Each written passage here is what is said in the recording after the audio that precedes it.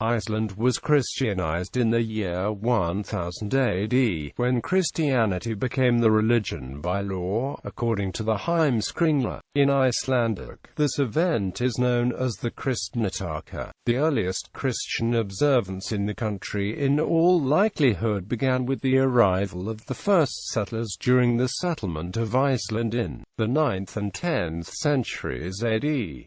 Some of them were from the British Isles and had adopted Christianity through the contact with the Irish. However, the vast majority of the initial settlers were pagan, worshipping the ASIR, and organized Christian observance probably died out within a generation or so. Missionaries. Beginning in 980, Iceland was visited by several missionaries. The first of these seems to have been an Icelander returning from abroad, one Thorvald Konradsson. Accompanying Thorvald was a German bishop named Friedrich, about whom little is known. Thorvald's attempt to convert Icelanders met with limited success. He was the subject of ridicule and was eventually forced to flee the country after a conflict in which 2 men were killed by Thorvald. Pressure from kings of Norway. When Olaf Tryggvason ascended the throne of Norway, the effort to Christianize Iceland intensified. King Olaf sent an Icelander named Stenir Thorgilsson back to his homeland to convert his fellow countrymen. Stenir violently destroyed sanctuaries and images of the heathen gods. This made him so unpopular that he was eventually declared an outlaw. After Stenir's failure, Olaf sent a priest named Thangbrand. Thangbrand was an experienced missionary, having proselytized in Norway and the Faroe Islands.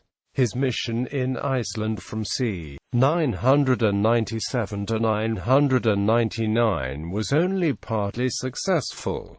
He managed to convert several prominent Icelandic chieftains, but killed 2 or 3 men in the process. Thangbrand returned to Norway in 999 and reported his failure to King Olaf, who immediately adopted a more aggressive stance towards the Icelanders. He refused Icelandic seafarers access to Norwegian ports and took as hostages several Icelanders then dwelling in Norway. This cut off all trade between Iceland and its main trading partner. Some of the hostages taken by King Olaf were the sons of prominent Icelandic chieftains, whom he threatened to kill unless the Icelanders accepted Christianity. In the 11th century, 3 Armenian bishops, Petros, Abraham and Stephanos, are recorded by Icelandic sources as Christian missionaries in Iceland. The presence has been explained in terms of the service of King Harald Hardrada of Norway as a Varangian in Constantinople, where he had met Armenians serving in the Byzantine imperial army. The Icelandic Commonwealth's limited foreign policy consisted almost entirely of maintaining good relations with Norway. The Christians in Iceland used the king's pressure to step up efforts at conversion. The 2 rival religions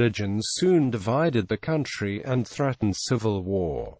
Adoption by arbitration. This state of affairs reached a high point the next summer during the meeting of the Althing, the Commonwealth's governing assembly. Fighting between adherents of the rival religion seemed likely until mediators intervened and the matter was submitted to arbitration. The law speaker of the Althing, Thorgeir Thorkelsson, the Gothi of Jossavatn, was acceptable to both sides as mediator. Being known as a moderate and reasonable man, Thorgeir accepted responsibility for deciding whether Iceland should become Christian, with the condition that both parties abide by his decision. When this was agreed, he spent a day and a night resting under a fur blanket, contemplating. The following day he announced that Iceland was to become Christian, with the condition that old laws concerning the exposure of infants and the eating of horse flesh would remain, and that private pagan worship be permitted.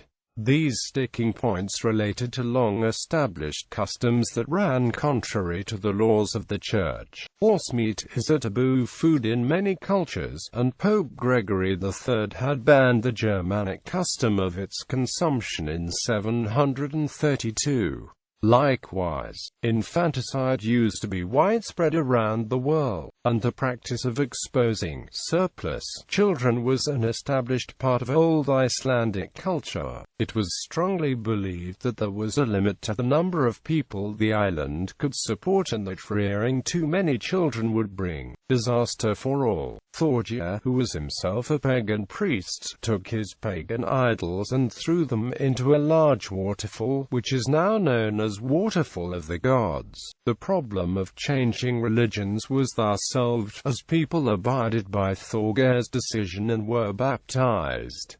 Civil war was averted via arbitration. Iceland's peaceful adoption is in many ways remarkable, given the decades of civil strife before Norway became fully Christian. A likely explanation is that the major Gothi chieftains of Iceland preferred religious change to civil strife. Once the church was firmly in control in Iceland, horsemeat, infanticide, and pagan rituals practiced in private were banned.